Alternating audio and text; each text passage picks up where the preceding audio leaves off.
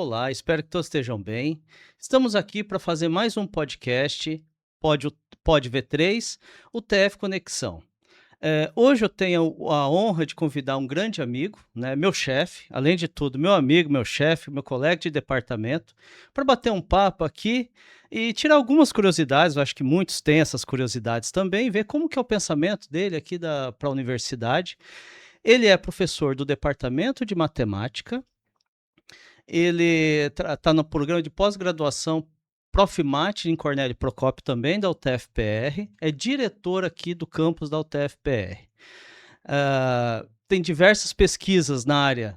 Ele, como área original, ele é mestre, ele fez graduação e mestrado no Irã, né? E o doutorado ele veio aqui para o Brasil.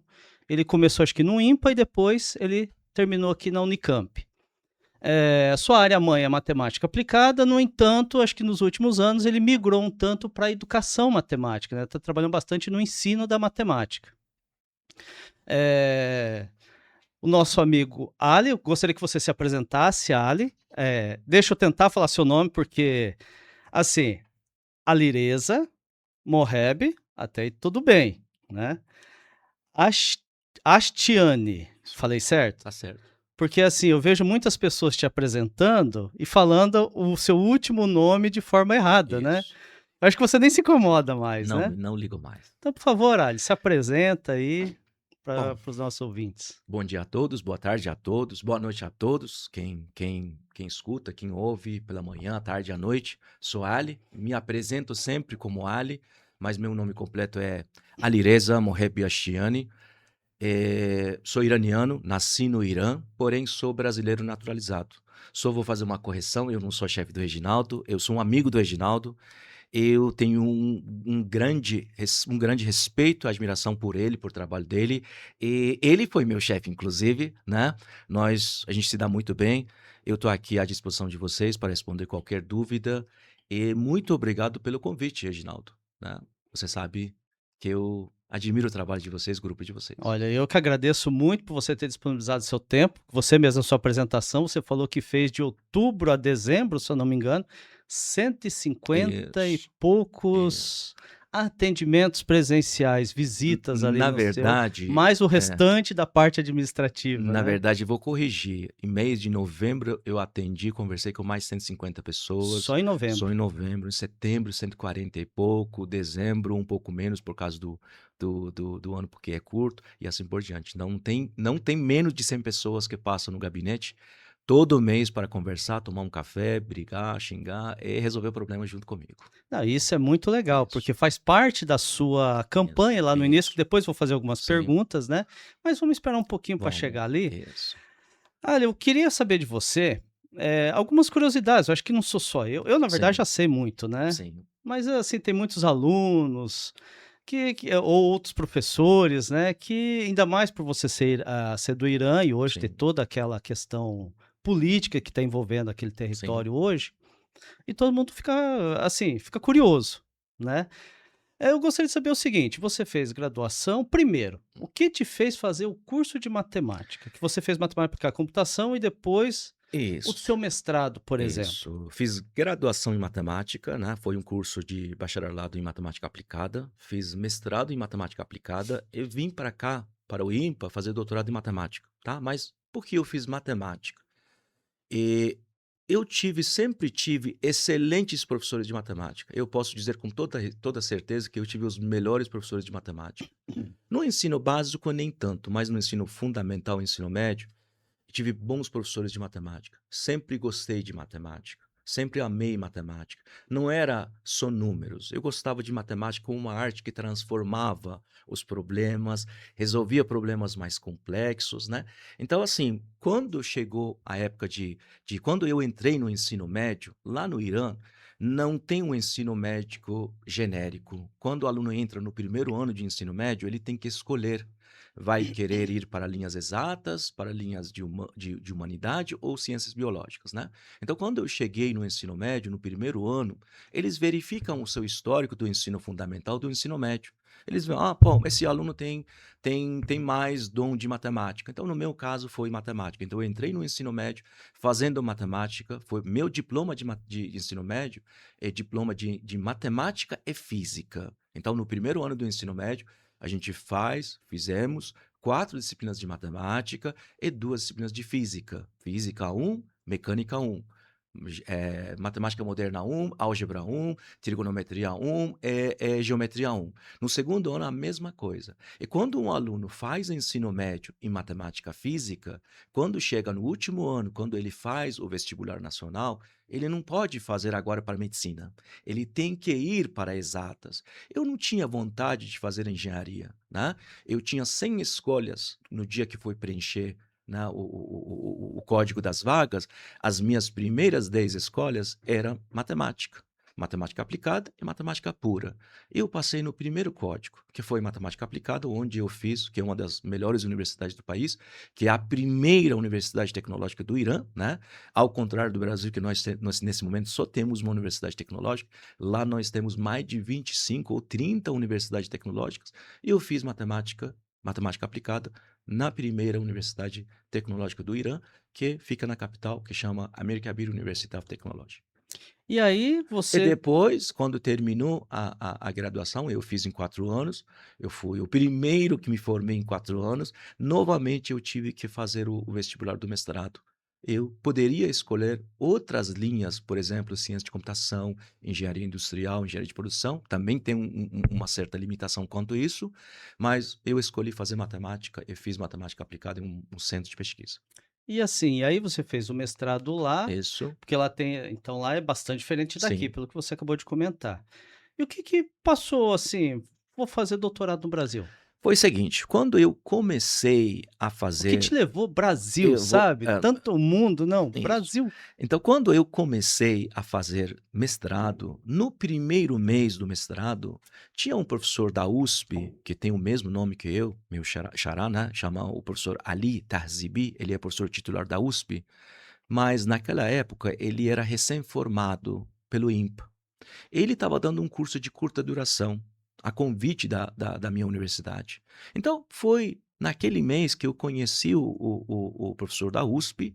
Ele fez uma propaganda, né, espetacular do Brasil, que o país é igual nós, o povo é muito, muito legal. Agora eu entendi o porquê do Então, Brasil, eu né? vim para o Brasil com a propaganda do professor Ali, que hoje é titular da USP, que Deus abençoe ele, que com certeza ele fez uma diferença na minha vida. E Eu que devo a ele bom que também. ele foi lá fazer Isso esse mesmo, mini ele curso para deu o mini vocês, curso. viu? É. Que bom.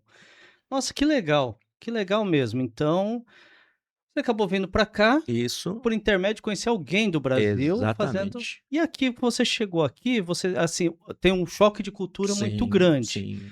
Como foi? E você já comentou para mim, fora daqui, que Eu você não falava português, né. eu Como foi esse choque? Porque, assim, até a escrita é muito sim, diferente, totalmente. né. Então, assim, como foi esse choque cultural, de língua, de escrita, quando você chegou aqui? Eu cheguei no dia 28 de fevereiro de 2006, exatamente no dia do carnaval. Cheguei no Rio de Janeiro. O amigo meu, o colega, né, que me buscou no aeroporto, ele tinha alugado um apartamento para mim na praia de Copacabana. Eu fiquei 33 dias morando naquele apartamento. A primeira coisa que eu perguntei para ele, Reginaldo, foi: "Como que fala good morning?" Porque eu cheguei aqui sem saber absolutamente nada. Não sabia o que é um, o que é dois, qual é a diferença entre um e uma. Não sabia nada, não sabia o que é bom dia. Ele fala bom dia, para falar good morning tem que falar bom dia. Bom, ele também não era brasileiro. Bom, eu aprendi bom dia. Cheguei na entrada do apartamento, do prédio. Eu falei bom dia. Tinha um senhor zelador de quase 70, 80 anos. Eu vi que ele respondeu bom dia, porém o bom dia dele foi totalmente diferente do meu bom dia. Eu percebi, parece que eu não falei bem. Juro, acredite, naquele dia eu saí mais de 40 vezes do prédio, só para falar bom dia e rapaz não, o senhor corrigir o meu bom dia. Então eu cheguei aqui para fazer matemática no IMPA, não sabia contar. Eu ia para a aula e não entendia absolutamente nada. né? Não tinha Google Tradutor, não tinha smartphone, não tinha absolutamente nada. Eu fui lá, comprei um dicionário, uma livraria, português para inglês, até hoje eu tenho, está na mão do meu filho que está usando, e eu fui traduzindo os livros, que não eram em inglês, palavra por palavra. O professor andava 20 páginas por dia, por aula, eu ainda estava na primeira linha, traduzindo, juntando as palavras e as traduções. Tem um livro de um professor meu, do IMPA, chama o Solodov, que ele tem um livro de otimização. Eu tenho tanto o livro quanto a tradução que eu fiz do livro. Se eu te mostrar o livro, você vê que nas primeiras 20, 30 páginas, você não vê a letra do livro, só você vê as minhas traduções em cima das palavras. Mas depois de 30, 40 páginas, eu comecei a pegar o jeito. Comecei a aprender, mas eu sempre fui um cara muito corajoso. Eu morei só 33 dias aqui no Brasil como iranianos. O resto da minha vida sempre foi com brasileiros. Eu tinha uma vontade por aprender português. Eu sonhava com isso. Eu acho que deu certo. Eu estou aqui falando, tenho os meus desafios com o idioma, mas eu acho que não é tão assim. Você fala muito bem, escreve muito Isso. bem. E pelo jeito Sim, gostou, eu né? amei. Porque você. Aí depois do Rio de Janeiro, você acabou indo para Fui Campinas, para né? Campinas, Acho que conheci a minha terminou esposa, o doutorado ali em terminei o doutorado Campinas. na Unicamp. É, conheceu sua Isso. esposa, tem 2 filhos. Tenho E 2 aí se filhos, enraizou conheci a mesmo minha no Brasil. Então, esposa, realmente você gostou do Brasil. casei, me naturalizei e fiz concurso, fiz cinco concursos, passei em todos, no segundo, no terceiro, no segundo, terceiro, e vim para cá, para o TFPR, trabalhar com vocês. Na minha opinião, fiz a melhor escolha de vir para Paraná e vir para o TFPR. Eu lembro que você Sim, já era concursado na isso. UTF em Cornélio Sim, Procópio, só que por algumas questões internas do departamento a isso. gente não estava aceitando transferência. Você Sim, fez concurso e passou em exatamente. primeira aqui para Vim para Londrina. vir para Londrina, Exatamente. né? E assim, assim, uma curiosidade que a gente tem, assim, que sempre se retrata muito na mídia, é o Sim, rigor que existe nessa questão religiosa lá no Irã, esse tipo de coisa. E você foi para Copacabana, na frente da isso. praia. Como que foi esse susto? Olha, Ou eu se foi um acho susto? Porque não, não a gente foi. tem uma Sim, imagem que se passa pela mídia ali que sim, só que a gente não viveu lá, então a gente não sabe realmente como que é sim. lá, né. O país é rigoroso. Era, mas hoje não é tanto, né. Na minha época também era, mas não era tanto quanto era na época dos meus pais. Então, assim, eu sempre falo, para um jovem isso não seria um choque. O jovem se adapta muito, principalmente quando nós estamos na época de internet. Então não vinha aqui, eu lembro muito bem, né, eu ia falar depois dos filmes, eu antes de vir assistir 2 filmes brasileiros. Primeiro foi Cidade de Deus, né, eu amei, eu sei que é um pouco assustador, mas eu amei o filme, né, foi uma semana antes de vir. E um segundo filme que eu assisti, eu amei muito, foi O Homem que Copiava. Eu amei aquele filme. Então vim aqui mais ou menos sabendo o que espera. Mas dia 28 foi carnaval na praia de Copacabana, né?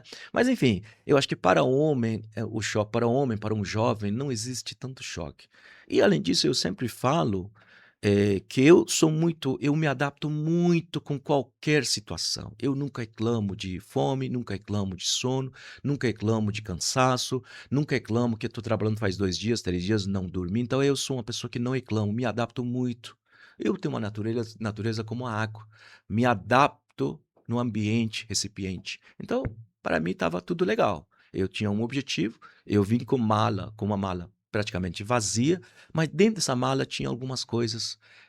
Tinha sonhos, tinha incertezas e tinha muitas E curiosidades. muita coragem, Muita coragem muita também coragem, porque você junto dentro mudar da do mala. Brasil sem conhecer Isso, ninguém isso. e assim, com uma cultura completamente diferente, é Diferente. muita Sim, coragem, muita coragem.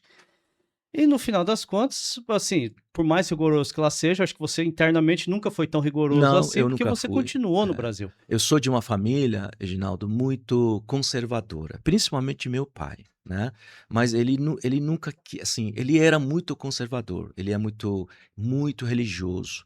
Mas eu acredito que ele entendeu que isso é uma coisa dele. Então não precisa, né, forçar que os filhos também sejam tão religiosos, tão conservadores como ele. Então, assim, não tivemos nenhum problema, eu nunca tinha problema lá na minha casa. Não concordava com muitas coisas que aconteciam no país. Até hoje não concordo, não tenho problema com isso. Então, um dos motivos pelos quais talvez me fez sair do país era qual é a palavra?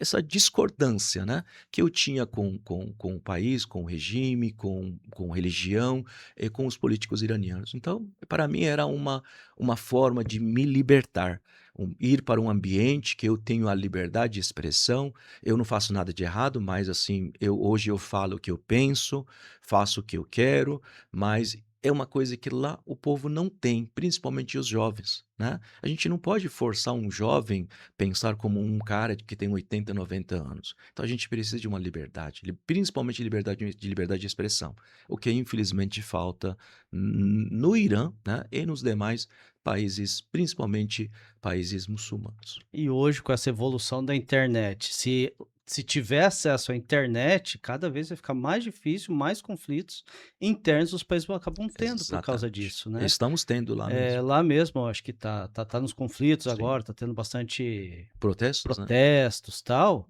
eles cortaram a internet, né, Por 20 dias. por 20 Eu dias. não consigo conversar com a minha mãe. Você vê. Então, rapaz, olha só. E aí entra um outro ponto que você, assim, você manteve as suas características de lá, né, que você algumas delas você continua, você é muçulmano, Sou. só que a gente já vê que, assim, você não é tão tradicional, tão conservador que a sua esposa, seus filhos não são Não são. muçulmanos, né, A eles minha esposa é evangélica, né? Poderia ser qualquer religião, mas é evangélica. Meus filhos são evangélicos. Batizamos os filhos na igreja. Eu casei na igreja. Eu frequento a igreja de vez em quando, tá? Não vou todo dia, claro, não vou uma vez por mês, mas nós levamos os filhos para a igreja todo domingo. Eu então, nunca isso tive é problema legal, com isso é isso. Brasil, né, Isso. essa diversificação, Nunca tive isso é problema muito com legal. isso, nunca questionei isso e vamos continuar dessa forma. Para mim, cada um escolhe a religião que quer e a vida que quer seguir. E agora lá, com esses protestos, essas coisas, o coração deve ficar apertado. Teve aquele bombardeio dos Estados Unidos. É, Lá eu até perguntei é, pra ti se tinha acontecido alguma coisa, como é que a sua família isso. tava, Isso tal. foi aquela guerra de 12 dias, né? Que, Isso. que aconteceu em julho. Eu também queria viajar, não viajei. Infelizmente, tive que cancelar aquela viagem de julho. Eu ia viajar no dia 10 de janeiro. Infelizmente, por causa dos protestos, eu tive que cancelar minha viagem no dia 9 à noite, à tarde, que eu liguei para cancelar minha viagem, o povo está muito descontente. Então, isso que está acontecendo lá, o jovem não quer que a religião seja, né, que mande no país, não quer o regime atual, isso é fato, mas você sabe como é um país autoritário, né? Então, sempre foi assim e vai continuar assim. É, Enquanto tem esse regime, o Brasil vai ser também assim. era, né? Se É. não fosse os protestos, estaria talvez na ditadura até Exatamente. hoje, Mas, né? Reginaldo, Então você sabe começa que pelo tudo tem um povo. custo, né? Tudo tem um E custo. bem alto. Tudo tem um custo. Sem custo, as coisas não acontecem. Sempre tem que ter muita gente corajosa pra estar lá e deixar o É, coração dos outros que não estão perto exatamente. apertado, né? Que você sempre fica Exato. preocupado Sim, com pais, sim, irmãos, tem isso. e eles moram perto ali de Teherã ou não? A minha família mora em uma cidade a 230 quilômetros da capital. Meu irmão mais velho mora na capital, meu irmão mais novo mora com a minha mãe na minha cidade. Mas É, toda a minha família, grande parte da minha família, mora na capital. então o coração fica mais apertado ainda, né? Fica, Por fica. causa de tudo isso daí. Isso. E vamos torcer para que se resolva da melhor forma possível, né? Assim me esperamos. Não tem muito que a gente fazer, Isso né? mesmo. E deixa eu perguntar, e você também, além de gostar de dar aula, que eu sei que você gosta Sim. de dar aula, que eu sei que você vai lá, você fica amigo dos alunos, os alunos, mesmo quando você não era diretor, eles passavam lá, ficavam batendo papo, conversando sobre a vida contigo, né? Eu sei que você não era bem assim antes de você vir para Londrina, você era um Sim, professor mais sim, rigoroso e você foi se adaptando com o tempo também. Acho que também fui me adaptando com o tempo, acho que quase todo mundo, né? Não tem sim. como a gente se manter. Só que nessa linha também você foi indo para a parte administrativa da UTF. Foi participar de COUNE, foi trabalhar próximo ali a Coplade, de Dirgrade. grade, Derac, Isso. isso. O que te levou a fazer tudo isso? Ô, Reginaldo, vou falar uma coisa, talvez isso não seja tão compreensível para muita gente. Isso é uma coisa que eu penso, né, como um estrangeiro. Eu estou nesse país, claro, não nasci aqui, não sou nato, mas sou naturalizado. Ok. eu tenho família, tenho filhos, até aqui tudo bem. Mas queira ou não queira, Reginaldo, eu estou ocupando a vaga de um professor. Você pode falar: "Não, não tem nada a ver", mas eu penso dessa forma. Então, se eu sou um estrangeiro, vim para esse país, eu vim com uma mala vazia, falei, com sonhos, com coragem, com incertezas, com muitas curiosidades. Se eu vim para esse país com uma mala vazia, se esse país me deu tudo isso, me deu família, me deu emprego, me deu filhos, me deu estabilidade, e se hoje eu for juntar a minha vida, dá mais que 2 caminhões, então eu tenho uma dívida moral para esse país. Eu não posso ser, na minha opinião, tá? Eu não posso ser um professor. Qualquer um poderia ser um professor da UTFPR, da Unicamp, da USP e assim por diante. Eu tenho uma dívida moral, eu preciso pagar essa dívida moral.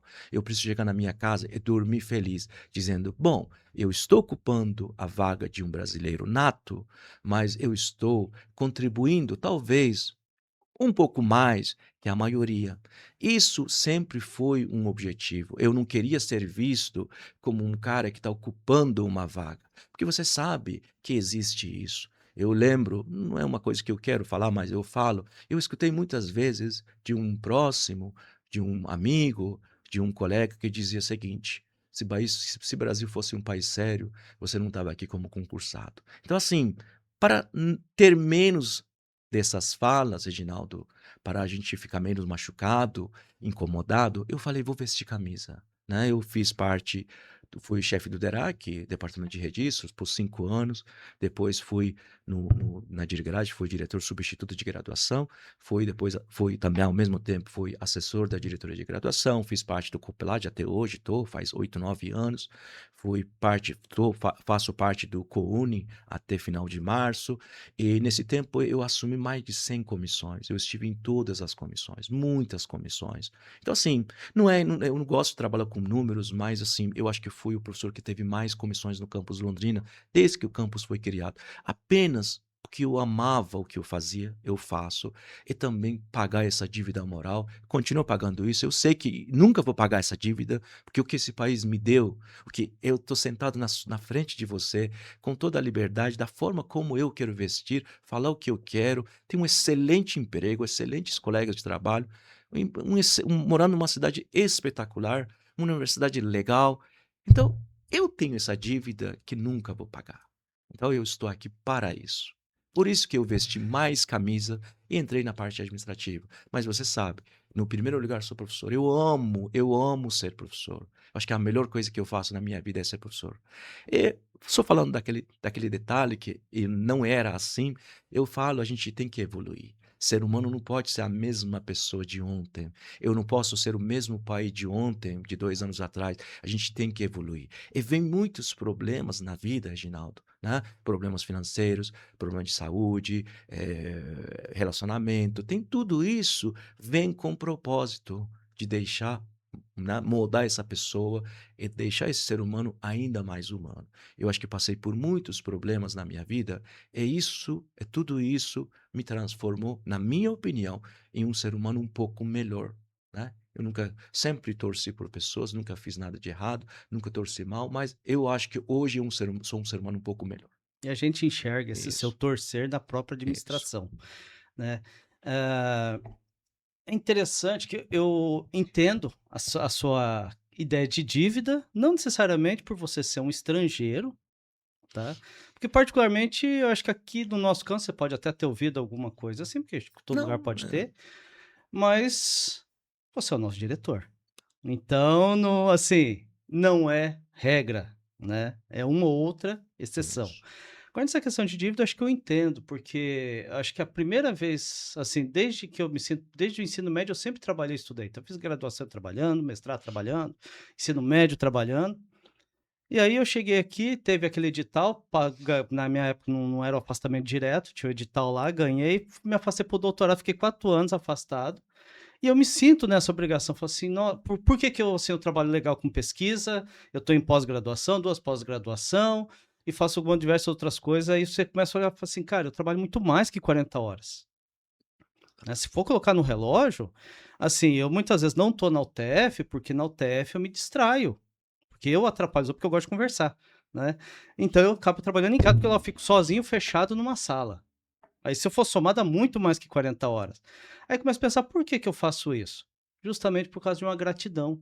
Porque assim, teve todo o investimento em capacitação comigo. Eu tenho que retornar isso de alguma forma para a sociedade. E como que eu retorno? Fazendo a mesma coisa. Como me capacitaram, eu faço capacitação com os outros, né? E tento ajudar a evolução da pesquisa de alguma forma também, né? É interessante esse sentimento, né? Eu acho que esse sentimento é muito legal. E e aí, assim, você fez, assim, quando você estava na campanha, você falou, uma das suas propostas é deixar o campo mais próximo, Isso. né? Isso você já está fazendo, tanto que você já colocou que em mês de novembro você teve mais de 150 atendimentos, né? E realmente, a gente manda um WhatsApp para você, não, vem aqui tomar um café, vem aqui conversar, né? Tá muito próximo, né? Mas acho que para chegar a esse ponto você tem que estar lá de manhã, tarde e noite, né? Porque as questões administrativas são muito grandes também, né? E assim, olhando hoje, quais são os desafios que você acha que você tem aqui no nosso campus, que você acha que é um desafio para o nosso campus? Assim, eu sempre falo que assim, a universidade é um organismo vivo. Que sentido? Ó, sempre nós temos desafios, nós temos sempre problema com orçamento, nós sempre temos demanda, expectativa da sociedade. Então nós somos um organismo vivo. Mas a universidade, quando tem propósito, enxerga os problemas, os desafios como oportunidade. Hoje, o nosso grande desafio é procura dos alunos. Você sabe que nos últimos 5 ou 6 anos caiu muito a procura dos alunos por alguns cursos de graduação. Isso é um desafio que tem todas as universidades. Hoje, o problema que nós temos no campus Londrina talvez seja a atratividade, a permanência dos alunos. E, além disso, talvez, né, trabalhar com os professores que nós temos. Gente, nenhum gestor faz tudo sozinho. Nenhuma equipe diretiva faz tudo sozinho. Então vocês precisam se juntar. Eu falei na semana do planejamento, na abertura, gente, contem comigo, porque eu preciso contar com vocês. Me procurem, que eu vou ter o prazer do mundo para tomar um café, conversar, escutar. E se não chegar demanda para mim, como que eu resolvo a demanda? Então, hoje eu preciso ter meu campus, preciso ter meus professores muito mais que antes, mais próximo, querendo, né, ver as coisas acontecendo. Eu não consigo sozinho segurar um curso, se não tiver essa vontade do grupo, né? Eu não consigo segurar um campo se não tiver essa vontade nos professores dos cursos. Então é isso, o meu grande desafio hoje é a procura dos alunos, né? O segundo desafio para mim é a atratividade. O terceiro desafio é as questões orçamentárias. Hoje você sabe muito melhor que eu, porque você entende disso, você é uma pessoa que sempre buscou conhecer muito bem. Hoje você sabe que não chega um centavo, Reginaldo, um centavo por ano para investimento. Tudo que o campus Londrina, campus Cornélio, campus Araponga, o Guarapuava, todos esses campos recebem é dinheiro de custeio. Então, se eu quiser pegar um tijolo e colocar em cima do outro tijolo, para comprar esse tijolo, eu preciso correr atrás de orçamento, correr atrás de dinheiro. E você sabe que hoje tudo é através dos políticos. Então, assim, isso é um desafio que nós temos. Hoje, um desafio que nós temos no campus Londrina é espaço físico. Então, desafios não faltam, mas a gente está aqui muito motivado. Eu tenho uma equipe extraordinária para a gente correr atrás e resolver os problemas É, uma a porque, uma. assim, eu fico pensando que até antes da candidatura vai Sim, procurar, tá, para ser sim, candidato, esse tipo de coisa, né? Mas eu confesso que eu não sei se eu tenho essa coragem, porque, você ser diretor de campus, eu vejo, assim, realmente você falou os desafios aí, é muito pesado, eu acho que assusta a pessoa. Porque assim, você tem problema de orçamento, você tem problema de procura de aluno, problema de estrutura, que tem manutenção, você tem que fazer manutenção, e se não tem dinheiro para investimento, como é que você vai fazer essa manutenção? E você tem que fazer, porque senão o equipamento quebra. Então, assim, e o dinheiro vem contado, como fazer? Você ainda não tocou no assunto, você tem uma quantidade muitíssimo limitada de pessoas trabalhando. né? Sem Os dúvida. técnicos administrativos que a gente tem hoje não são suficientes, teriam que ter muito, muito mais. Talvez até professor a gente tenha suficientes, agora os técnicos, assim, faltam bastante, né? E assim, é um contexto muito complexo, né? Então, realmente, você tem que realmente achar que tem uma dívida muito grande, né? Para poder assumir tudo isso para tentar tocar para frente, né? E ainda mais, assim, a gente sabe que trabalhar com professor também de universidade não é muito fácil, né? Você tem um pouco de egos. Sim, Eu acredito que hoje a gente está muito mais fácil do que há 20, 30 anos atrás, né? Mas ainda tem muito essa questão de ego. sim. Tem os que estão muito envolvidos com pesquisas, que não querem se envolver com outras coisas, e aí tem que dar esse jogo de cintura, né? E quando assim você fala de atratividade assim dos alunos, é algo que a gente se preocupa, porque assim ó, a gente vê, por exemplo, economicamente, o Brasil não tem esse viés de desenvolvimento de produto, né? Nós temos indústria? Tem, mas qual indústria realmente desenvolve um produto diferenciado? Normalmente aqui você vai ter grande parte das indústrias produzindo aquilo que já existe, né? E vende, pode exportar alguma coisa, mas não está desenvolvendo o produto. E nesse contexto você acaba ficando assim, economicamente, talvez para os alunos. E vem outra coisa, vem um bombardeio ainda da internet dizendo: faça esse curso comigo de 60 horas que você fica rico. Isso. E a pessoa acha que fazendo aquele curso ele vai aprender. Eu marquei muito isso porque eu estava querendo, porque eu não conhecia o Python, né? Eu falei assim: vou pegar um curso. Peguei um curso de Python rapidinho. Só que olha, pegar a propaganda era exatamente essa: venha fazer esse curso que não sei, eu não peguei exatamente dele. Mas era um da internet, que eram 4 encontros. Eu peguei e falei: cara, não consigo assistir. Porque era muito mais enrolação do que coisa efetiva, porque ele queria era vender o curso, né? E aí eu peguei um outro curso para fazer, e assim, desculpa, a pessoa não, assim, não vai, ela aprende o básico do básico do básico. Se aparecer esse probleminha aqui, por exemplo, de PO mesmo, pesquisa operacional, se aparecer esse probleminha de otimização, você faz assim. Agora dá, por exemplo, algum problema mais complexo que não esteja naqueles modelinhos de resolva assim, o resolva como. Não faz, né? Infelizmente, você vai ter curso de machine learning, de ciência de dados, de não sei o que, desse jeito. E a pessoa acha que. E no final das contas, não sei se ela. Pode ser que tenha talvez alguém muito, com EQI muito elevado, que realmente, mas eu não acredito Certo. muito, né? Eu acho que isso virou uma competição para a universidade, né? Eles competem com a universidade hoje, esse Sim, tipo de coisa. Outra coisa, são opiniões, tá? Opiniões sim. pessoais. Depois até quero ver se você concorda, o que você acha. Eh, a internet hoje diz que, assim, coloca na cabeça de todo mundo que as coisas têm que ser muito imediata, né? Você tem que pegar e já resolver. Eu acho que aí quando você entra num curso de 4, 5 anos, você fala assim: "Meu Deus, vou perder meu tempo 4, 5 anos fazendo um curso", né, em vez de falar: "Vou perder meu tempo", e falar: "Vou fazer um investimento", mas eu não sei se é porque as coisas têm que ser mais rápidas hoje, é uma ilusão, porque se você vai fazer uma engenharia muito bem feita, eu não vejo como fazer menos de 5 anos, Exatamente. né, não tem o que você fazer. Ou você vai ter o título de engenheiro, por exemplo, você pode ser um engenheiro civil que vai chegar e não vai conseguir, vai ficar cuidando de peão. Você não vai conseguir fazer um projeto estrutural. Você não vai conseguir fazer, né?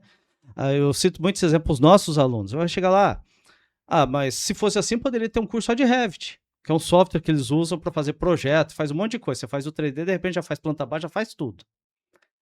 Já consegue fazer a parte de hidráulica, elétrica, tudo. E assim, vamos fazer um curso de Revit, então. Só que daí tem um problema. O curso, o Revit, não sabe das coisas que acontecem lá fora. Não vai entender de solo, não vai entender de profundidade, não vai entender de um monte de coisa. Ele vai fazer o desenho muito bonitinho, vai dar uma estrutura. Você vai lá e bota, você cria aquilo, de repente o negócio trinca a casa inteira. Por quê? Porque tinha variáveis, fatores externos ao que ele trabalha. Então, ou seja, não basta só saber mexer com software, né? É fundamental você saber, mas você tem que ter conteúdo por trás disso, né? Outra coisa, assim, que eu já ouvi, isso eu ouvi, tá, de algumas pessoas mais próximas: "Ah, eu não vou fazer na universidade pública porque lá é mais difícil, eu vou fazer em outra". Isso é um outro problema que a gente tem. As pessoas, elas não se sentem capazes, talvez por um conteúdo de ensino médio que elas acham que não conseguem, para poder dar conta na universidade, né. Isso acho que também influencia bastante. E a questão da própria organizações políticas, né, que vieram algum tempo atrás, desmotivando você fazer um curso superior, esse tipo de coisa, né, principalmente se fosse uma pública, né. Eu acho que juntando tudo isso, a gente acaba tendo um compêndio de coisas aí que realmente ficam coisas complexas para a atividade de aluno, né. O que que você pensa sobre isso? Acho que eu falei demais também, Não, né. não, não. Eu Eh concordo totalmente com tudo que você fala. Assim, hoje eu tenho 2 filhos. Eu tenho um filho que tem 13 anos, você também tem um filho que tem 13, 14 anos. Hoje as crianças têm muita ansiedade. Eles querem tudo de noite para dia. É difícil, talvez não seja, eu sempre falo, não é difícil trazer alunos para a universidade. Eu consigo, eu posso aqui fazer uma proposta que eu consigo preencher os alunos de qualquer turma, mas segurar esse aluno dentro da universidade que é difícil. Então, manter aluno, eu acho que o nosso desafio hoje é manter aluno na sala. Passar para eles que 4 anos, 5 anos de sala de aula não é uma perca de tempo, é um investimento. A mesma coisa que eu falo sobre pesquisa, né? Tudo que você investe na pesquisa, na educação, é um investimento. Mas o jovem de hoje, de 18 anos, que aprendeu a pegar o TikTok e só passar para cima, uma tela infinita que nunca acaba, não gostou, toca, troca. Antigamente a gente colocava uma fita dentro do como que chama aquela Cassete ali. cassete, a gente não tinha opção de passar para frente, a gente aguentava, escutava. Não tinha como mudar de tem um O máximo era track. trocar o canal do rádio, né. Isso, o máximo era trocar canal de rádio. Você deveria escutar um negócio para 60 minutos, passar para outro, senão você tirava, colocava dentro de uma caneta, ficava aqui girando, girando para virar no outro lado. Então a gente deveria aguentar. A gente aprendeu a ser paciente, que tudo para nós era difícil, tudo era demorado. Eu ia para a escola todo dia a pé, não importava se tem uma neve de 2 metros, eu ia para a escola a pé. A gente chegava em casa, não tinha nada, não tinha TV, a única coisa que a gente tinha era sentar e estudar. Tinha 2 canais na minha época, né, quando era 10 anos, acabava 20h, programação acabava. Então eu não tinha internet, não tinha TV, não tinha Netflix, não tinha YouTube. Hoje esses jovens têm tudo isso, não gosta, pula para outra coisa. Não gosta desse jogo, vai jogar outra coisa. Então nesse caso é difícil você, trabalhar com um aluno que tem essa ansiedade. E segurar ele dentro da universidade não é fácil. Então você tem que ter muita atratividade, muitos projetos, muitas equipes de competição para poder manter esse aluno. Então eles têm que ter muito orgulho, Reginaldo, da universidade que eles têm, para poder bater no peito e falar: "Não, eu faço parte". Você sabe, né, nós temos vários projetos dentro da universidade que muitas vezes são esses projetos que seguram o aluno. Porque o cara tem uma camiseta que está escrito Baja, ele tem orgulho dessa equipe, que está desenvolvendo um produto que anda, que corre. Então, eu acho que a gente precisa muito investir nisso, na minha opinião pessoal, para poder trazer esse aluno e manter esse aluno. Vou dar um exemplo muito simples. Quando saiu, acho que comentei no dia do vestibular, do planejamento, quando saiu o resultado do vestibular de todos os campos da UTFPR, divulgaram para nós o primeiro colocado de cada campus. Eu recebi a relação do primeiro colocado de todos os campos. Eu recebi o primeiro colocado do campus Londrina, foi um menino chamado Lorenzo, né? Eu entrei em contato com ele, inicialmente por e-mail, depois tomei coragem, né? Mandei mensagem no WhatsApp dele, convidando ele e toda a família dele para vir tomar um café comigo, né? Eu faço parte da minha gestão, né? Valorização. Ele veio junto com o pai, junto com a mãe. A mãe falou: o meu filho queria ir para a UEL, fazer ciência de dados. Mas quando ele veio para a feira de profissões de vocês em setembro, outubro do ano passado, ele se apaixonou pelo curso de engenharia de mecânica. Falou: mãe, eu quero fazer mecânica na UTFPR. E ele quer fazer mecânica na UTFPR. Então, assim, eu acho que tem tudo isso. E Uns 10 dias atrás, 15 dias atrás, 10 dias atrás, a mãe entrou em contato comigo. Falou: "Professor, eu preciso fazer a minha inscrição de SISU, porém, por eu ser uma estrangeira, o sistema não aceita a minha cidade natal". Né? A mãe quer fazer materiais, então acho que tudo é um conjunto. Você traz, você tem que cuidar também. Não adianta só você trazer, deixa na mão de Deus. Você tem que preparar esse professor também, fulano. O Reginaldo, a gente sempre teve esse problema no departamento. Sempre a gente batia na tecla que não é qualquer um que tem que dar as disciplinas do primeiro período.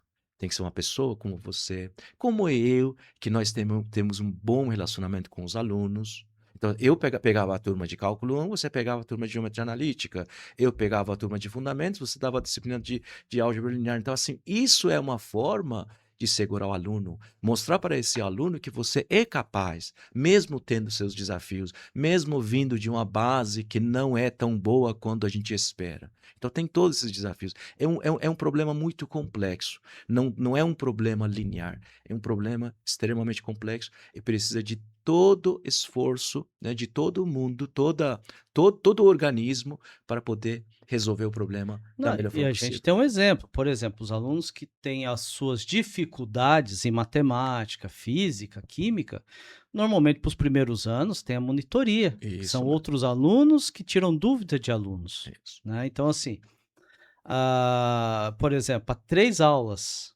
horas de aula que eu dou, a gente tem eu tenho outras 3 horas de atendimento ao aluno, pra se ele quiser vir tirar dúvida comigo, e mais 10 horas de monitoria, então para cada 3 horas ele tem 13 para tirar dúvida, né. Então assim, só depende dele, Isso. né, se ele tiver essa consciência de procurar, ele vai Vai dar sanar todos os conta. problemas, tá. Por isso que a gente fala, e não sou eu, são estudos, né, você pega, por exemplo, alunos que entraram via cotas e não cotas. Talvez você tenha diferença no primeiro ano. Da metade do segundo ano para frente, já não tem mais diferença. Porque todo mundo já se adaptou e está todo mundo já no mesmo nível, né? Isso que é muito legal. E é só um pouquinho de esforço, né? Exatamente. E essa questão de realmente manter, eu vi lá que está fazendo a convivência para os alunos, realmente é importante, tem que ter orgulho. E principalmente, ele tem que fazer sentido para ele o estar ali, Isso. né? Perspectiva, tá, eu vou ser engenheiro mecânico e ele tem que saber que aqui nós estamos numa universidade de mais de 100 anos, com um nome gigantesco, eh, não é não é exceção você encontrar uma empresa que depois de ter um estagiário da UTF não pega mais de outro lugar, né. Eu tenho assim, que aquela é complicado a gente falar nomes, mas eu tenho vários exemplos. E depois ainda que são contratados pela empresa, porque todo mundo sabe do nível que é o TF, né. Só abrindo uma janela, no nosso curso de engenharia de produção, que você conhece muito bem, é um curso que 100% dos alunos se formam empregados. Então é uma coisa muito legal. Os nossos alunos de mecânica, onde eles vão, são sucessos. E os demais cursos também, materiais, ambiental, engenharia química. Então nós temos muitos casos de sucesso. É por isso que nós criamos uma campanha de embaixadores da UTFPR. Toda sexta-feira nós divulgamos um nome de um aluno de um dos cursos. A gente está fazendo como posso falar a palavra? Não é, é assim, uma semana é mecânica, outra semana é produção, assim, a gente vai estar rodando todos os cursos e toda sexta-feira nós apresentamos um aluno que foi um aluno da gente, que hoje está fazendo sucesso. Eu acho que é uma forma também, talvez, né, se o aluno prestar atenção de tudo que a gente faz, tudo que a gente fala, todos são, né, formas de mostrar para ele que realmente é um excelente investimento estar aqui vestindo a camisa, fazendo educação superior. Você olha para mim, Reginaldo. Eu tenho certeza que a sua história não é diferente. Eu nasci em uma família pobre. Para não dizer pobre, nasci em uma família carente. Arroz, feijão nunca faltou, nunca. Mas eu passei a vida inteira, Reginaldo, passando vontade. Eu tinha vontade, como aluno, ter uma caixa de lápis de 12 cores. Eu nunca tive. Em 12 anos não tive. Eu tinha vontade de tomar uma refrigerante, uma coca de lata. Era minha vontade, eu morria de vontade. Mas eu não tinha. Tinha vontade de ter uma bicicleta. Eu não tinha. Comecei a trabalhar com 7 anos, nos 3 meses de verão, porque por causa do calor, todas as escolas estão fechadas. Cheguei com 14 anos, juntei dinheiro para comprar uma bicicleta, eu vi que meu irmão mais novo, que tem 10 anos, não tem. Fui lá, comprei uma bicicleta para ele. Então, se eu cheguei aqui onde eu cheguei, claro que eu não sou exemplo. Onde eu cheguei através do ensino superior. Tudo que eu tenho hoje vem do ensino superior. Eu vim de uma mala vazia. Hoje a minha vida como estrangeiro é mais que 2 caminhões. Eu tenho trabalho, tenho estabilidade, tenho salário que paga todas as minhas contas. Então tudo vem do ensino superior. Eu sempre falo, quem é capacitado, quem é qualificado, com certeza vai ser compensado. Com certeza a minha história, talvez minha família tivesse alguma coisa a mais que a sua, mas também nós somos vem de família pobre, aquelas coisas, não tinha condições, mínimo condições de pagar curso, nada dessas coisas, né. Presente só Natal, nem aniversário, festa de aniversário, isso aí nunca aconteceu, né. Eu também sou, acho que esse exemplo, né, onde que a universidade ela fez a diferença, né, ela revolucionou minha vida, se não fosse ela também não teria nada, né, e hoje, pô, tem até uma moto para passear, Então, né. Olha só, cara, onde que assim, que era um sonho de criança. De vez em quando minha esposa brinca comigo que eu sou colecionador, mas ela fala que é frustração de infância, deve que eu ser. tenho vontade, que eu sempre tive vontade de ter e nunca conseguia É. ter. Hoje eu tenho. O Reginaldo, eu, assim, eu nada contra quem joga, mas eu odeio videogame. E eu não poderia ter. Como eu não poderia ter nem um simples videogame, de, sei lá, de R$ 10, de R$ 15, R$ 20, R$ 30, não sei, eu tinha colocado na minha cabeça quando era criança. Você odeia isso. Você não vai querer isso. Para não ter frustração. Reginaldo, é triste. Eu tirei carta com 36 anos, até 36 anos eu não sabia dirigir, porque tinha colocado na minha cabeça que eu nunca vou ter um carro, porque meu pai nunca teve uma bicicleta, meu pai nunca teve uma moto. Falei, isso não é para mim, isso não é a minha realidade. Então eu não preciso ter carta. Se eu um dia não vou ter moto, se um dia não vou ter carro, para que tirar carta? Para que ter essa pressa de, com 18 anos, tirar carta? Eu nunca tirei carta. Eu tirei carta com 36 anos. E hoje tenho um carro digno. Então é isso. Quem me deu tudo isso foi o ensino superior, claro. Foi o seu esforço, foi o meu esforço. Não é simplesmente entrar na universidade e sair com diploma. A gente também tem que ser esforçado. É que a gente tem que entender o seguinte, para você ter qualidade na sua formação, o ensino tem que ser de qualidade. O ensino de qualidade não é um ensino fácil, Exatamente.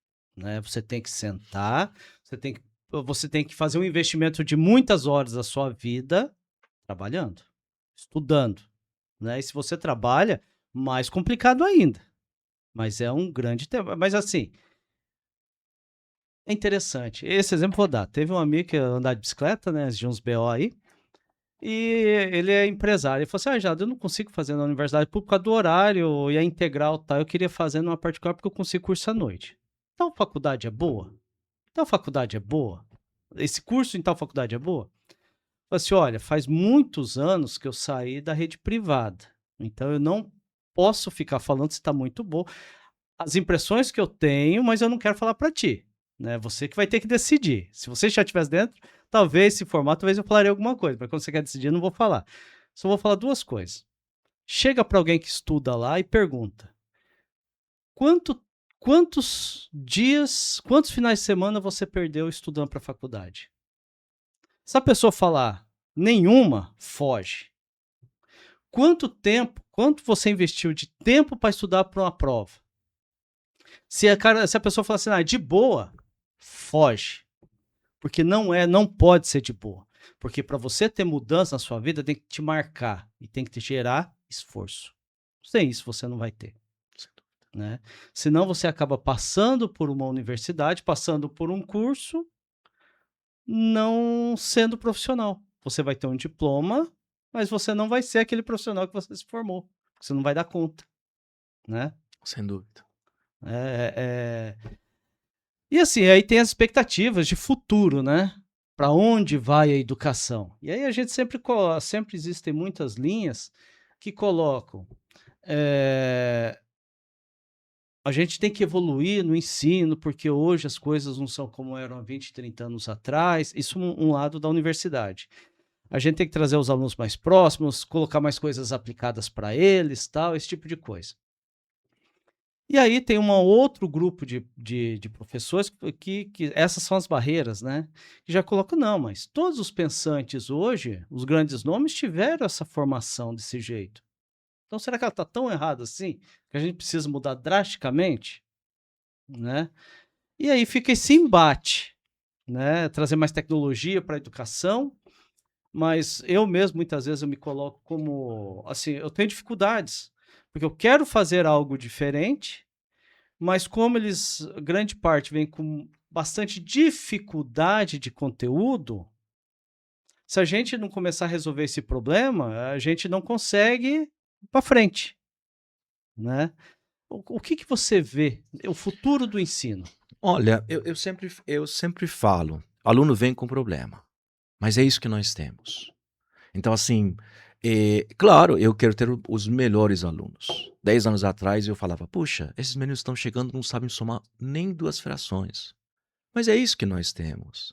Eu não posso culpar a escola. Então Posso te só claro, cortar? Eu acho que sempre foi desse jeito. sempre foi. Eu Eu vou acho che que sempre foi desse jeito, a diferença é que antes não se importava. Isso. Vou um pouquinho mais longe. Reginaldo, você tem quase a mesma idade que eu, né. Na nossa época, na escola, na universidade, o professor falava: "Ah, vocês não estudam?" Tá acontecendo a mesma coisa. O professor de 50 anos atrás falava para mim, que eu fazia graduação no eu entrei em 99, que vocês não estudam na minha época. Até hoje, todo ano os professores falam: "Na minha época". Esses alunos que nós temos hoje, virando professor daqui uns 10 anos, vão falar a mesma coisa: "Na minha época". Então, assim, isso é uma coisa que sempre existiu. Base dos claro, 10 anos atrás, os alunos chegavam um pouquinho melhor, né. Eu sempre falo, hoje, se eu aplicar a mesma prova que eu aplicava 10 anos atrás, eu reprovo todo o campus Londrina.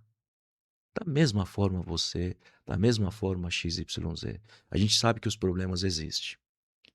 E eu falo que a arte de ser professor de uma universidade pública não é pegar os melhores, eu penso exato, não é pegar os melhores alunos, né, e formar eles. A arte de uma universidade pública é pegar os alunos que às vezes não são tão bons e entregar eles para a sociedade um pouco melhor, porque essa pessoa vira o Ali que transforma a vida de uma família. Isso é o problema, isso é nosso desafio que nós precisamos colocar na cabeça de nós, professores. Claro, eu dou toda a razão para os meus professores, para todos os meus colegas, que realmente os alunos hoje chegam com problemas. Mas eu sou positivo quanto a isso. Para mim, tudo é uma onda. Ou eu acredito mesmo que nos próximos anos nós vamos ter uma pequena melhora na entrada dos alunos, né? Na atratividade, na permanência dos alunos. Não estou falando apenas da UTF-PR, estou falando todas as universidades públicas, né? Mas a gente precisa entender que nós estamos em uma era que é digital, uma era que é acelerada, uma era hiperconectada. Então, o aluno, para você segurar esse aluno na sua disciplina, você tem que fazer coisas diferentes. Você tem que trazer formas diferentes de avaliação, de conteúdo. Uma coisa que eu pego muito, eu bato muito na tecla, é a interdisciplinaridade. Antigamente a gente perguntava: "Para que eu aprendo integral?" Eu perguntava, você também perguntava. A gente perguntava todo hoje o aluno pergunta, hoje é mais difícil, né. Você fala: "Não, você vai usar". Você tem que mostrar para ele que usa. Então, talvez, usando a interdisciplinaridade, talvez uma coisa que muita gente não concorda, pensamento computacional, colocar um pouco, metodologias ativas, mas tudo de forma moderada. Metodologias ativas não é levar alunos para uma sala e falar: "Vai discutir entre vocês", não é isso. Você tem que levar problemas, por exemplo, matemática, você leva problemas complexos, mais complexos, mostra para ele que os problemas complexos podem ser divididos em subproblemas, modelados e através de matemática, métodos matemáticos. Então, isso é um desafio de um professor de matemática. Você trabalha com pesquisa operacional, você trabalha com com tomada de decisões. Tem muitos problemas aplicados, que a gente aplica a pesquisa operacional, a gente aplica a matemática aplicada, modelagem. Então é isso que a gente tem que mostrar para eles, para poder, né, segurar eles um pouco mais. Mas não é fácil.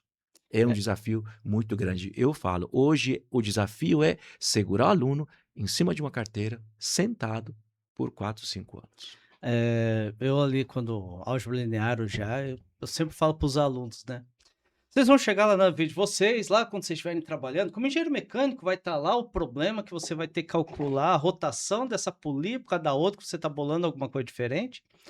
Aí vai chegar num ponto lá que vai falar: verifique se isso aqui é um espaço vetorial. Ou se isso aqui é a base do espaço vetorial, né? Ou eu brinco também colocando, falo assim, não, resolva essa integral que daí dá certo a conta lá, né? Por quê? Porque a gente tem, assim, sempre foi vendida a ideia que era útil, Sim, útil, mas útil para quê? Porque quando você vai, por exemplo, você quer medir a vazão do rio, não vai colocar lá, aparece a integral, resolve essa integralzinha, né?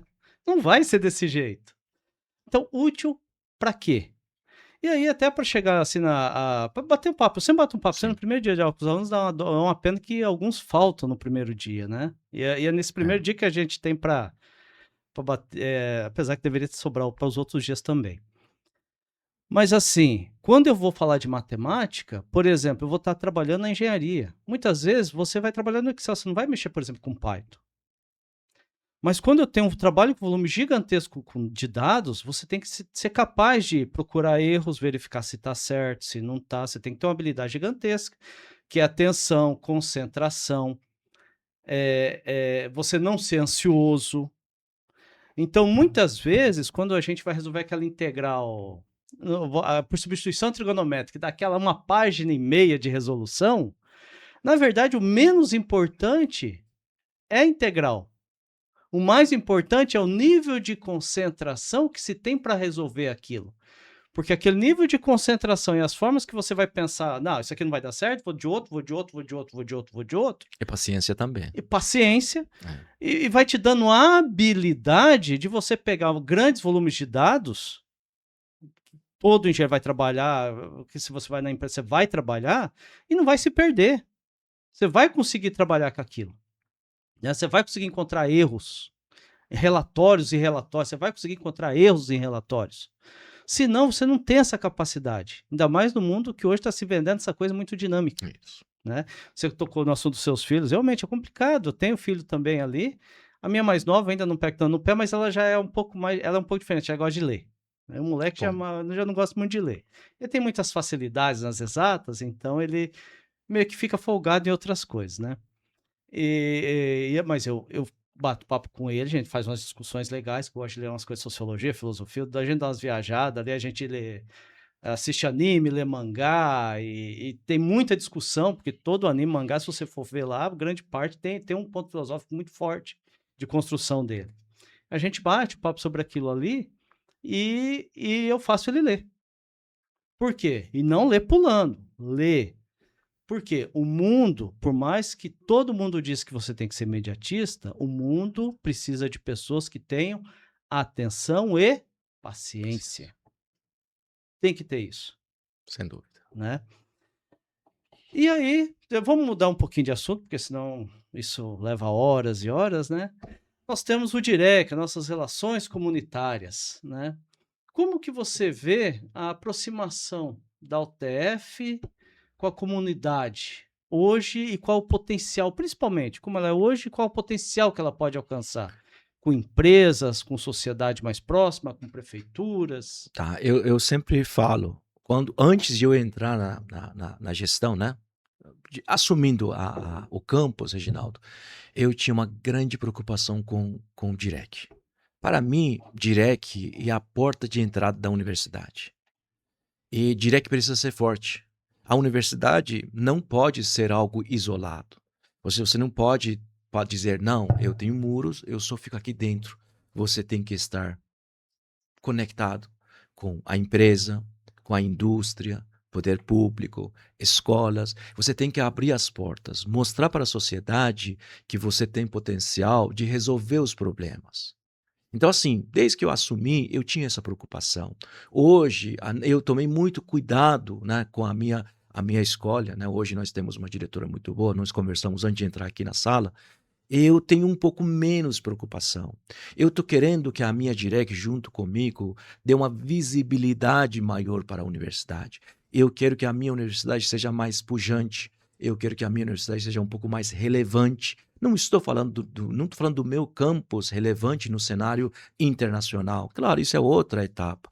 Hoje, o meu desafio é cenário regional, cenário local. Eu quero que a prefeitura, né, chame ao TFPR se tem um problema complexo. Hoje sabe o que acontece? Nós fomos recentemente convidados a fazer parte do Conselho Nacional Municipal de Biporã. Nós tomamos posse como Conselho Municipal de Ciências, Tecnologia e Inovação do município de Biporã. Nós estamos se aproximando um pouco mais dos municípios mais próximos, principalmente Ibiporã, queremos chegar em Cambé, queremos chegar, né, em Arapongas também. Claro, nós temos Londrina aqui.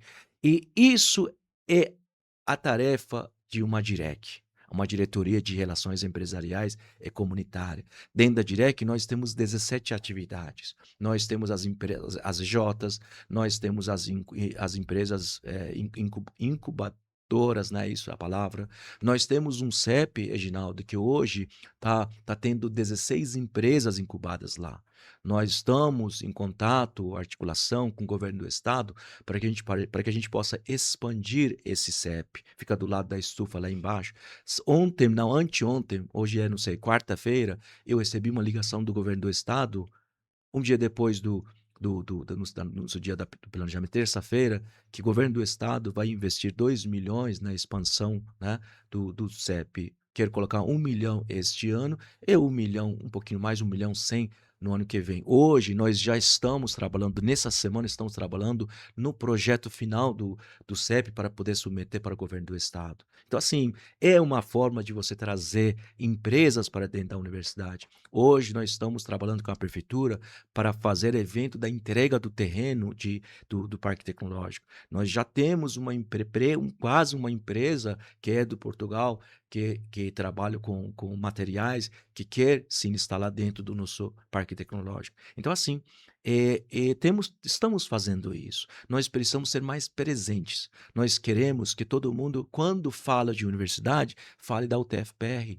Hoje a gente escuta na cidade de Londrina UEL, a gente tem um respeito, uma admiração pela UEL, mas também estamos aqui 18 anos. Então acho que já é o momento de a gente aparecer mais. Eu acho que isso é um trabalho da DIREC e sem dúvida um trabalho meu. Eu sempre coloquei isso como uma das minhas propostas, ter um campus mais pujante, um campus mais relevante, um campus mais visada, e vamos trabalhar em cima disso, para que estamos fazendo as feiras, para que isso aconteça. Vamos fazer feira de estágio, vamos fazer FLIC, que você sabe muito bem que seria a primeira feira de ciências e inovação do campus Londrina da UTFPR, que vai atender as escolas públicas de Londrina e da região através de projetos científicos, pesquisa, e vamos nessa linha para dar uma visibilidade maior. Eu pretendo, Reginaldo, é um sonho meu que eu tenho, estou correndo atrás disso, de fazer, construir não sei qual é a palavra mais correta, estação do conhecimento. Né? Não sei se você conhece outros campos, nós temos uma usina de conhecimento no campus Toledo. Não sei se você visitou no meio da cidade, mas eu não quero fazer no Acho meio que da foi o cidade. Rodolfo, Rodolfo exatamente, que professor criou Rodolfo. lá. Eu estou querendo criar uma estação do conhecimento, né? Na primeira fase, no ar livre, né? Que pretendo colocar na frente do lado da biblioteca, com brinquedos pedagógicos, mais uma escala maior, por exemplo, Toy de Hanoi, né? Por exemplo, aqueles experimentos de física que você fica batendo bolinhas, um vai para o outro, volta, aquela duas parabólicas, som vai ficar. Tem muita coisa, muitas ideias, né? Estou com um pedido, um ofício para um deputado, espero que esse recurso venha a priori, não sei, sabe como é as promessas dos políticos, a priori vai vir 200 mil para essa primeira fase, tá? Então, vamos começar a primeira fase com 15, 20 brinquedos de uma escala maior e vamos abrir a porta, divulgar isso para todas as escolas. Gente, nós temos um espaço de conhecimento, uma estação de conhecimento.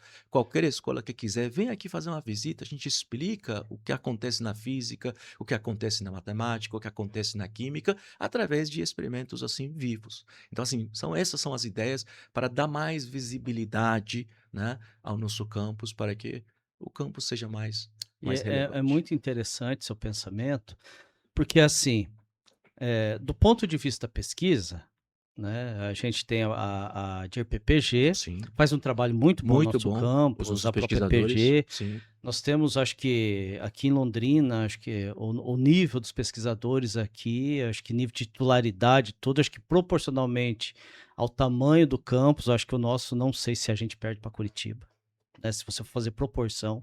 Então, assim, é alto. A UTF hoje eu vejo que na pesquisa, ela é reconhecida sim. internacionalmente, né? No Brasil está entre as 35 melhores, não, acho que está entre as 50 melhores da América, Isso. da América do Sul, e entre as 30 melhores do Brasil, né? Não é para qualquer coisa.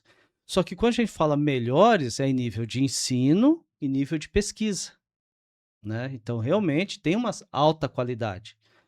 Só que quando a gente vai, por exemplo, aproximar, e principalmente que por muitos anos, acho que a universidade depassou uma ideia que nós estamos lá longe, né? E você demora muito para chegar até aqui.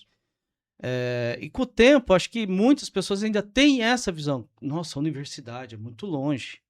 E hoje a gente tem, que nem você mesmo está colocando, é o papel de aproximar Isso, a universidade à comunidade, sociedade. as empresas, né? Você tem uma empresa que trabalha com desenvolvimento de produto, ou se ela quer desenvolver o produto, por que não procurar o TF para fazer uma parceria? É muito simples. Obviamente, tem as burocracias internas, né? Porque se não fosse. Porque, na verdade, o que é burocracia? Burocracia é regra para a coisa não ficar de qualquer jeito, né?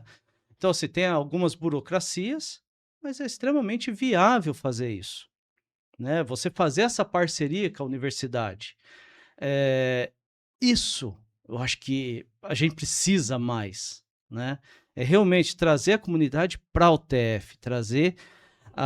Existem muitos projetos já hoje na Secretaria da Mulher, Secretaria do Idoso, está com um projeto para o próprio Lago Igapó, para desenvolvimento de Isso. melhoramento do lago, revitalização, diversas questões. E trazer mais empresas para dentro também da UTF, para dizer Isso. que nós estamos aqui. E querendo ou não, eu sempre vejo assim, aonde que estão os melhores profissionais do Brasil? Estão todos na Universidade. universidade. O nível profissional é gigantesco, né? E aproximar as empresas para o TF, isso é muito legal também, né? Com certeza. E assim como o apoio que vem sendo dado, por exemplo, ao MBA. O MBA é gestão Sim, de projetos tem um completo apoio da administração. Por quê? Por mais que se divulgue o MBA, você divulga o TF, né? A pessoas de fora do Brasil, da Alemanha. Acho que está o lançamento agora da 7ª turma. Tem 2 pessoas da Alemanha querendo fazer. São brasileiros, mas têm o diploma de lá. Então, tá só vendo como que vai fazer por causa da questão do diploma. Porque a gente precisa do diploma do histórico. Sem isso, não tem o que fazer, né?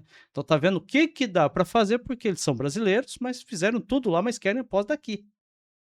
Olha só que legal. esse curso, você comentou, bom, é um curso que é EAD. É um curso que pega o país inteiro. Eu queria muito que, assim, vocês fizessem um dia um mapa, né, de quais são as regiões do país que foram atendidos nesses 6 turmas que nós tivemos, para mostrar isso como um dado, que está funcionando e está funcionando muito bem, né. Nós conversamos antes de entrar, você fala que tá indo muito bem essa turma, espero que continuem, né, fazendo o É melhor de vocês verdade, acho da que nunca foi forma apresentado para é, você isso daí, né? isso.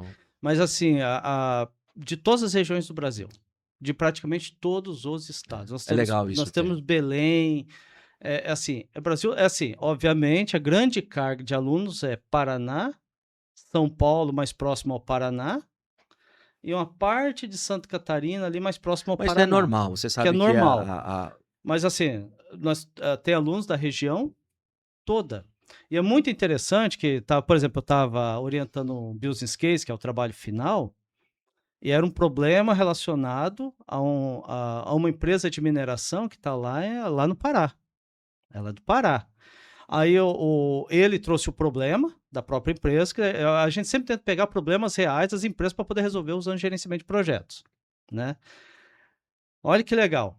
Tinha ele, que era do Pará, tinha alguém que era aqui do Paraná, tinha uma de São Paulo, tinha uma do Rio Grande do Sul e uma de Santa Catarina. Tudo no mesmo grupo, então você consegue concentrar, você consegue. Aí tem até as discussões sobre as realidades diferentes, né? Cada região. É. Um outro grupo tinha um aluno que estava no Canadá, outro que estava na Espanha, então eles tinham uma dificuldade, principalmente da Espanha. Dificuldade tremenda a gente se reunir por causa do horário lá, pra gente que lá era 1h da manhã, né? Então, Canadá, da Espanha e o restante aqui do Brasil tinham lá do Nordeste. Assim, gera possibilidades assim enriquecedoras demais, né? Você une essas pessoas Muito bom. em torno de projetos reais, né? Já fazendo divulgação também do MBA, né? Não, mas tem que fazer, faz parte também. Aproveitando já Estamos fazer a aqui para falar da divulgação, né? UTFPR, não estamos falando, É. né? Isso é de E assim, tudo. a gente espalha o TFPR pro Brasil inteiro. Eu acredito que tem muito lugar que não conhecia, por exemplo, do Brasil, que hoje sabe onde que é o TFPR. Reginaldo, eu vim para cá, eu vim para Londrina, para Cornélio Procópio, eu não sabia o que é o TFPR. Eu não conhecia, nunca tinha ouvido o TFPR antes de fazer um concurso lá em Ponta Grossa, porque eu passei em Ponta Grossa, depois fui para Cornélio Procópio. Então, antes de fazer o concurso de Ponta Grossa, eu nunca tinha ouvido falar da UTFPR. Então, assim, nós começamos muito novo, uma universidade jovem. Claro, nós temos 118 anos, né, como o Cefet, como a escola, mas hoje, como universidade, nós temos 20 anos e Campus Londrina tem 18 anos.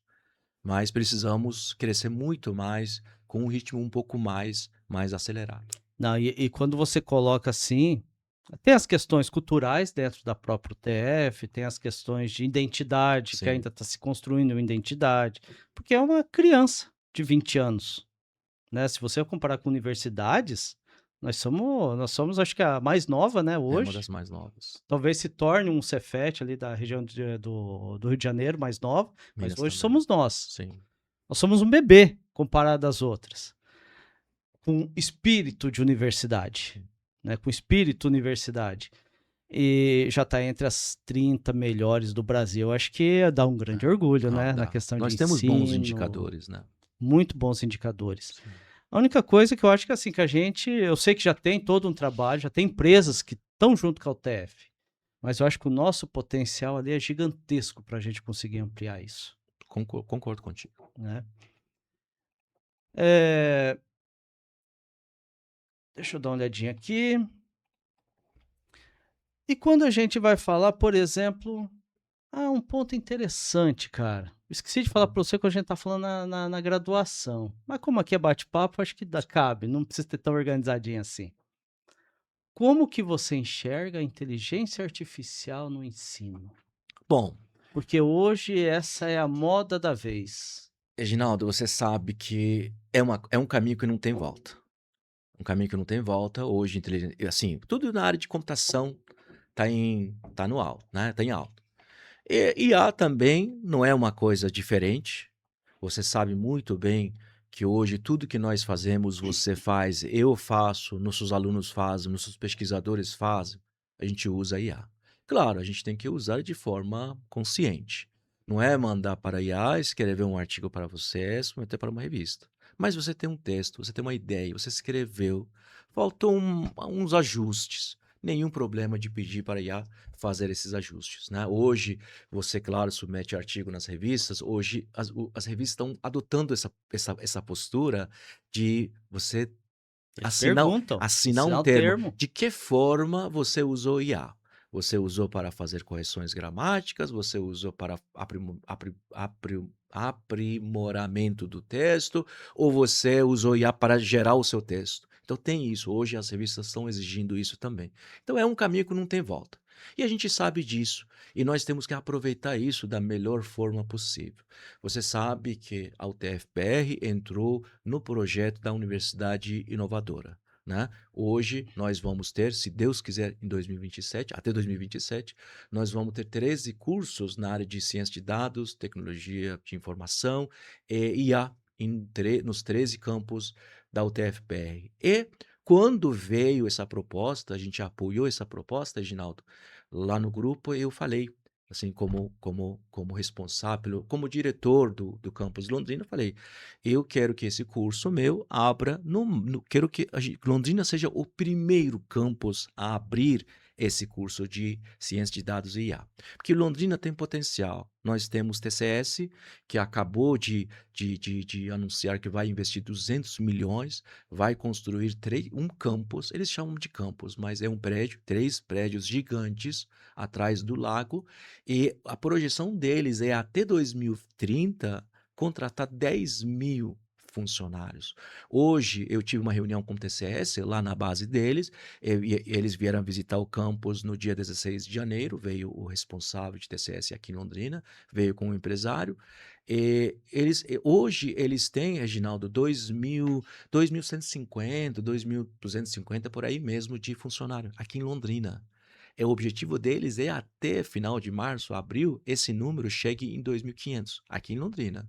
E até 2030, esse número vai para 10 mil. Então, para atender toda essa demanda, nós precisamos de mão de obra, né? E além disso, não sei se você vê, na cidade tem uns monte de indianos andando nas ruas também. Então falta mão de obra. Eu acho que essa questão de universidade inovadora foi uma excelente decisão da reitoria e todos os diretores gerais dos 13 campos. Voltando para o assunto, nós vamos abrir um curso na área de ciência de dados e IA, aqui no campus Londrina. Eu falei que Londrina vai ser o primeiro campus a abrir esse curso. Era para abrir, Reginaldo, no segundo período de 2026, mas nós somos um pouco mais arrojados, mais corajosos. Fiquei Nós sabendo. queremos abrir esse curso, se der tudo certo, ainda no primeiro período de 2026. Pretendemos fazer um PSS e pegar esses alunos, porque esses alunos não chegam em março junto com os alunos que vão chegar em março. Então, acredito que a gente vai conseguir.